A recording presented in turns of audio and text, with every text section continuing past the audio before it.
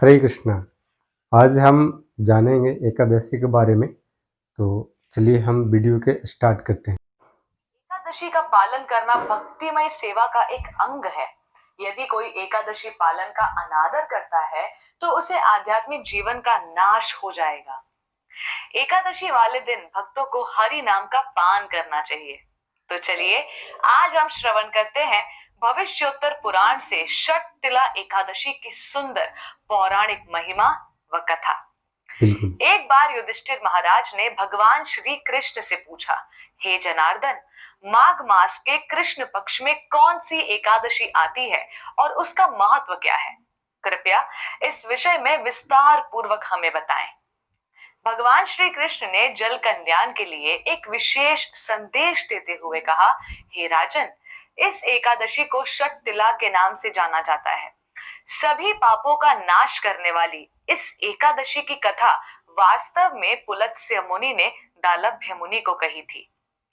आप भी इसे ध्यान पूर्वक सुनिए।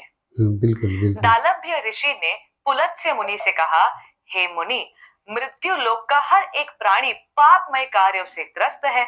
उसे नरक की यातनाओं से बचाने के लिए क्या उपाय है? कृपया बताएं। पुलत्स्य मुनि ने कहा, माघ मास में आने वाली एकादशी के दिन मनुष्य को एकादशी व्रत का पालन करना चाहिए और भगवान श्री कृष्ण द्वारा नारद मुनि को कही गई षटतिला एकादशी की कथा का श्रवण अवश्य करना चाहिए। बिल्कुल बिल्कुल। मनुष्य को स्नान करके इंद्रियों को संयम में रखकर काम, क्रोध, लोभ, मोह, अहंकार और निंदा का त्याग करना चाहिए। परम पुरुषोत्तम भगवान का स्मरण कर हरि नाम का जप करना चाहिए। बिल्कुल। षटतिला एकादशी पर तिल का दान देना, तिल का सेवन करना, तिल से स्नान करना, तिल डला हुआ जल पीना, तिल का हवन करना और तिल का उपटन लगाना, ये 6 विशेष कार्यों करने का महत्व है। इसलिए इस एकादशी को षटतिला एकादशी के नाम से जाना जाता है।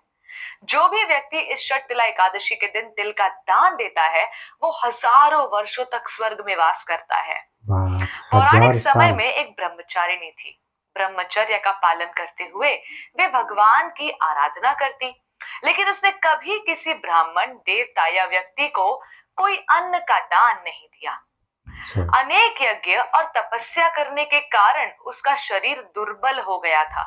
वो शुद्ध तो हो गई थी, लेकिन उसने कभी अन्न दान नहीं किया, इसलिए उसकी तपस्या अधूरी थी। अच्छा, एक दिन दान उसकी करना परीक्षा जरूरी है। लेने के लिए भगवान श्री कृष्ण ब्राह्मण के रूप में उसके घर गए और अन्न की भिक्षा मांगी। उस ब्रह्मचारिणी ने ब्राह्मण के वेश में आए हुए भगवान से पूछा, हे ब्राह्मण देव, आप कहां से आए हैं? भगवान ने जानबूझकर कुछ नहीं कहा, इसलिए क्रोध में आकर उस ब्राह्मणी ने भगवान के भिक्षा पात्र में मिट्टी डाल दी। ओहो। ये देखकर भगवान चुपचाप वहां से चले गए। अपनी तपस्या व्रत पालन से वो ब्राह्मणी भगवान के धाम तो पहुंच गई, लेकिन वहां उसे एक संपत्तिहीन और कणीहीन एक सुंदर महल मिला जहां अन्न की कोई व्यवस्था नहीं थी। जब उस ब्राह्मणी ने देखा तो वो क्रोध में आकर भगवान से पूछने लगी, हे जनार्दन, मैंने सभी व्रत, सारी तपस्याओं का पालन किया और आपकी उपासना भी की, फिर भी मुझे अन्न का अभाव क्यों मिला? ये सुनकर भगवान ने उत्तर देते हुए कहा, हे साध्वी, तुम अपने घर लौट जाओ। तुम्हें देखने देवताओं की पत्नियां आएंगी। उन्हें षटतिला एकादशी की महिमा पूछकर ही तुम दरवाजा खोलना, अन्यथा नहीं। ये सुनकर ब्राह्मणी वापस चली गई। कुछ समय बाद ब्राह्मणी के घर पर देव पत्नियां आई और ब्राह्मणी को दरवाजा खोलने के लिए कहा। उस समय ब्राह्मणी ने देव पत्नियों से षटतिला एकादशी की महिमा सुनाने को कहा। जब पत्नियों ने महिमा सुनाई तो उसके पश्चात ब्राह्मणी ने दरवाजा खोला और इस एकादशी का पालन किया। अब इस एकादशी के प्रभाव से ब्राह्मणी को अपने घर में धन, धान्य और सौंदर्य प्राप्त हुआ।